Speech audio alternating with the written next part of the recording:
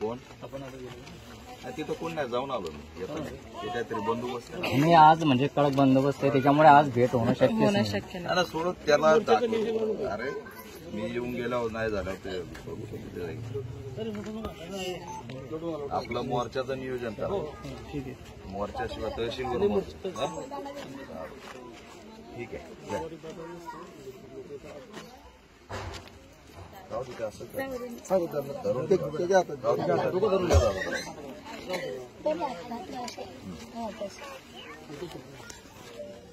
महाराष्ट्राला हादरून टाकणारी घटना घडलेली आहे. डॉक्टर बाबासाहेब आंबेडकरांनी दिलेल्या लोकशाहीच्या आणि संविधानाच्या अधिकारातून आम्ही आज सरपंच व्हायला लागलोय आणि अशीच एक घटना की जी घटना अतिशय गंभीर आहे. जळगाव जिल्ह्यातील जामनेर तालुक्यात मोयखेडा ग्रामपंचायतच्या हद्दीतील ही घटना आहे. मोयखेडा गावची ही घटना आहे आणि या घटनेने समग्र महाराष्ट्र आज हारून गेला एवढी असणारी हादरून गेला एवढी मोठी गंभीर घटना आहे. माझ्यासोबत या गावच्या सरपंच कल्पना समाधान मेढे या अनुसूचित जातीच्या बौद्ध आहेत. 2021 ला त्या सरपंच झाल्यात. लोकशाहीच्या माध्यमातून त्या या ठिकाणी डॉक्टर बाबासाहेब आंबेडकरांच्या अधिकारामुळे सरपंच झाल्यात. पण एक दलित महिला सरपंच झाली. तिचा आदेश आम्ही का पाळायचा? ती या पदावरती कायम राहू नये.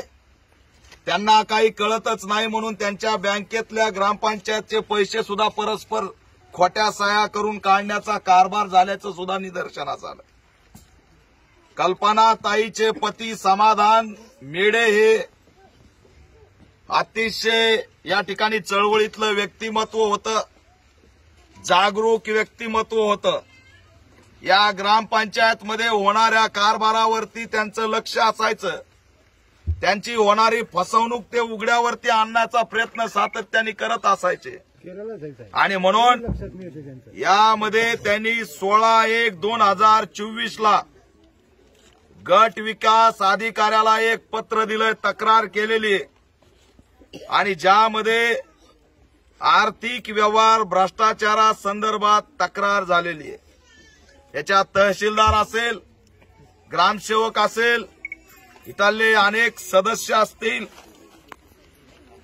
अतुल काळे, जनार्दन करपे, उमेश आहेर, गब्बास शेख असे जवळपास 4 आरोपींचा या ठिकाणी उल्लेख आहे. ग्रामसेवक सुद्धा याच्यामध्ये सहभागी आहे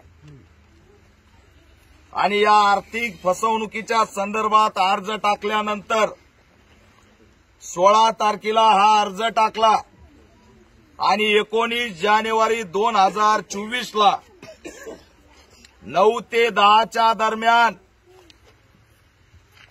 या समाधान यांच्या घरी येऊन आरोपींनी आपल्याला मिटिंगला जायचंय म्हणून शेतात नेलं. हे शेत काहीतरी गब्बा शेखच्या नावाचं शेत आहे आणि या शेतावर आपल्याला सगळ्याला मिटिंग करायची आहे असं म्हणून सरपंच पतीला त्या ठिकाणी नेण्यात आलं आणि काही वेळातच त्या ठिकाणी 2 व्हीलरवरती ते या घराकडे धावत आले आणि 2 व्हीलरवरून खाली उतरताच त्यांनी आपल्या पत्नीला सांगितलं की माझ्यासोबत घात झालाय, मला विष पाजण्यात आलंय. त्यानंतर जी उलटी आली त्या वासावरून त्यांच्या सुद्धा लक्षात आलं की ही उलटी विष पाजलेली आहे आणि म्हणून त्यांनी आक्रोश करून अनेकांना सोबत घेऊन दवाखान्यात गेले तर त्या ठिकाणी आमच्या समाधानला मृत घोषित करण्यात आलं. हे प्रकरण अतिशय गंभीर आहे. महाराष्ट्राला हादरून टाकणारं हे प्रकरण आहे.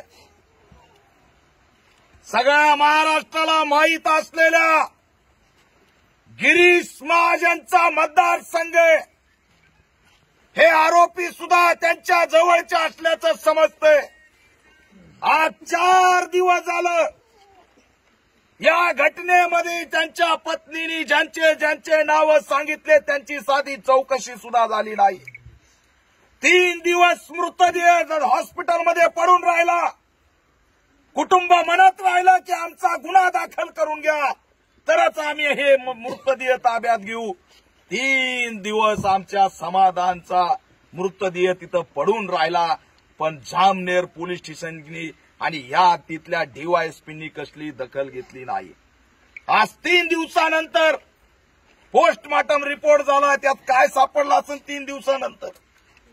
हे तात्काळ करणं जे गरजेचं होतं ते केलं नाही. तात्काळ चौकशी करायची गरज होती ती केली नाही. तात्काळ त्या शेतावरती किती जणांचे व्हीडीआर, किती जणांचे सीडीआर, किती आरोपी त्या ठिकाणी होते हे सुद्धा तपास त्या ठिकाणी झाला नाही. आधुनिक तपास झाला असता, या ठिकाणचे संवन पथक जर आलं असतं, ते स्क्वॉड जर या ठिकाणी आलं असतं तर आरोपी सुद्धा तात्काळ अटक झाले असते. पण यांना आरोपी अटक करायचे नाहीत, पाठीशी घालायचे असं एकंदरीत चित्र या ठिकाणी दिसतंय. हे संतापजनक आहे.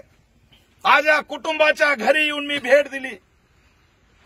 महाराष्ट्रातल्या अनेक सरपंचांचे घर मी बघितलेत, प्रॉपर्ट्या बघितल्यात. आज आमच्या या समाधान मेडे यांची पत्नी कल्पनाताई सरपंच असून त्यांच्या घराची अवस्था बिकट आहे. एक वेळचं जेवायची सुद्धा त्यांना आज या ठिकाणी परिस्थिती गंभीर होत चाललेली आहे. असा हा स्वाभिमानी सरपंच होता, गावाच्या विकासासाठी झटणारा होता. पण हे पद आम्हाला पाहिजे म्हणून त्यांच्या पत्नीला त्रास देण्यात आला आणि पतीला तर संपवण्यातच आलं. अशी गंभीर घटना या ठिकाणी घडलेली आहे. या घटनेचा आम्ही निषेध करतो. मुख्यमंत्री एकनाथ शिंदे असतील, गृहमंत्री देवेंद्र फडणवीस असतील, या ठिकाणचे गिरीश महाजन असतील, यांना मी या माध्यमातून आवाहन करतोय, मागणी करतोय की या दलित कुटुंबाला न्याय मिळाला पाहिजे. अन्यथा पॅंथर या ठिकाणी शांत बसणार नाही. आता मी एसपींना बोललोय, त्यांनी सांगितलं की तात्काळ गुन्हा दाखल करण्याची प्रक्रिया करतो. तपास अधिकारी या ठिकाणी एक आले होते, त्यांना तर आणखी काही माहीतच नाही. त्यांना राम मंदिराचा बंदोबस्त महत्वाचा आहे. आज 22 जानेवारी अनेक ठिकाणी बंदोबस्त आहे, कधीही गेले तरी बंदोबस्तात आहे म्हणून सांगितलं जातंय. पण आमचे माणसं या ठिकाणी दिवसा ढवळ्या मारले जात आहेत. हे सुद्धा तितकंच गंभीर प्रकरण आहे आणि म्हणून या प्रकरणाची सखोल चौकशी झाली पाहिजे. जर का काही तासात एफआयआर झाली नाही आणि आरोपीला जर अटक झाली नाही तर येणाऱ्या 4 दिवसात जामनेरमध्ये या ठिकाणी आक्रोश मोर्चा काढून समाजाचा, आमच्या समाधान मेढेला न्याय देण्यासाठी समग्र महाराष्ट्र रस्त्यावरती उतरल्याशिवाय राहणार नाही असा इशारा सुद्धा या माध्यमातून देतो. तहसीलवरती हा मोर्चा काढला जाईल आणि मागण्या ठेवल्या जातील की 4 दिवस झालं जामनेरच्या पीआयनी का चौकशी केली नाही, का गुन्हा दाखल केला नाही, डीवायएसपीने या कुटुंबाला का भेट दिली नाही, एसपींनी का भूमिका घेतली नाही. हे सगळं संशयित प्रकरण आहे. याच्यामध्ये जे जे अधिकारी दोषी आहेत त्यांचं सुद्धा निलंबन झालं पाहिजे, आरोपीला अटक झाली पाहिजे आणि या ठिकाणी या पीडित कुटुंबातील एका सदस्याला शासकीय नोकरी आणि 25 लाखाची मदत सुद्धा झाली पाहिजे. ही मागणी घेऊन आम्ही या ठिकाणी रस्त्यावरती उतरणार आहेत. आज या लेकरांचं अतिशय हृदयद्रावक या ठिकाणची घटना आहे. हा मुलगा आहे, आज उद्या भविष्य त्याचं काय काय सांगणार, त्यांना उत्तर काय देणार घरचे? त्या बापाला अतिशय क्रूरपणे संपवलंय आणि न्याय सुद्धा या ठिकाणी मिळत नाही. पत्नी या ठिकाणी, वडील वयस्कर आहेत, सगळी जबाबदारी आज यांच्यावर आलेली आहे. कसे सांभाळणार आहेत हे आमचे बाबा, कसे सांभाळणार आहेत? ही आमच्या महाराष्ट्रातल्या दलितांची परिस्थिती आहे. हे आमचं जीवन आहे या रामराज्यामध्ये. या घटनेला भेट द्यायला येत असताना 10 गावं लागलेत. गिरीश महाजनच्या फोटोचा असणारा त्या ठिकाणी बॅनर लागलाय राम मंदिराचा. ही अवस्था आहे आमच्या बांधवाची या मतदारसंघामध्ये. राज्याचा नेता म्हणून मिरवायचं आणि या ठिकाणी आमच्या समाजाचे मुडदे पडतेत. तरी सुद्धा दखल घ्यायची नाही. 4 दिवस झालं, तुम्ही 3 दिवस हॉस्पिटलमध्ये होतात. आलाय कोणत्या नेत्याचा तुम्हाला फोन? आमदारांनी विचारपूस केली का रे बाबा, या महाराष्ट्रातले आम्ही नाहीत का? इथं आमचं अस्तित्व काय?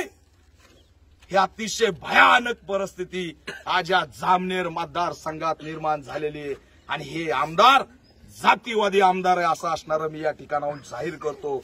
आताही ते भेट द्यायला आले नाहीत, मला यावं लागलेलं आहे. लोकप्रतिनिधी असताना या कुटुंबाचं सांत्वन सुद्धा करायला आलेलं नाही. अरे मानवता आहे की नाही? संवेदना आहेत की नाही? अरे गिरीश महाजन, तुमची कातडी कोणती आहे? सरपंच म्हणून तरी तुम्ही तिच्या घरी भेटायला आलात का? मानवता सुद्धा जिवंत नाही. एवढे असणारे भयानक हे या जातीयतेच्या मानसिकतेमध्ये भरभटलेले आहेत आणि आरोपीलाच या ठिकाणी पाठीशी घालायला निघालेले आहेत. आम्ही कदापि कुणालाही या ठिकाणी सोडणार नाहीत. आमच्या समाजाला न्याय देण्यासाठी आता रस्त्यावरच्या संघर्षाशिवाय पर्याय नाही. आम्हाला एक दिसतंय, 4 दिवस झालं कसली गती या ठिकाणी सुरू नाही. पीडिताला संरक्षण नाही, आरोपीला संरक्षण आहे. आज यांच्या घरावर एक माणूस मेलाय. त्यांची तक्रार आहे की माझ्या नवऱ्याला विष पाजून मारलंय.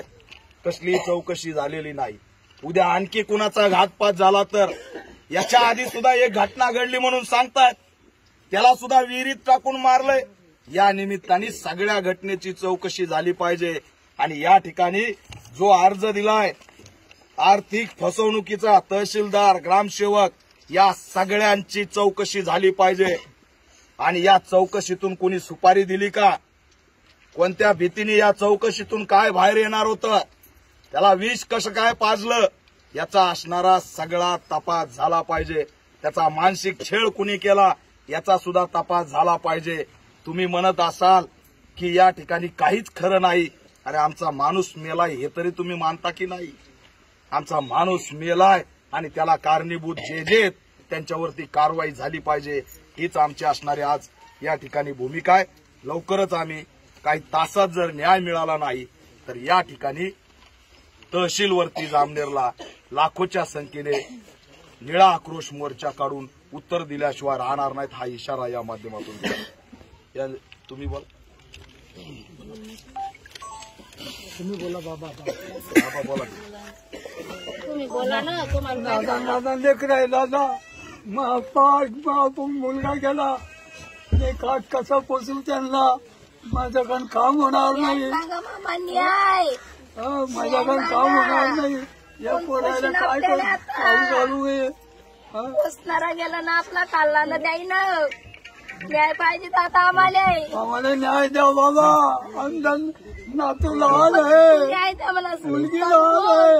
माझ्या लेकराला नाही समजत नाही.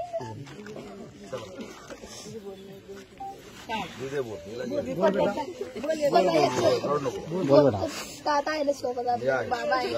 एक शब्द बोल. न्याय द्या म्हणा मग पप्पाला. न्याय पाहिजे.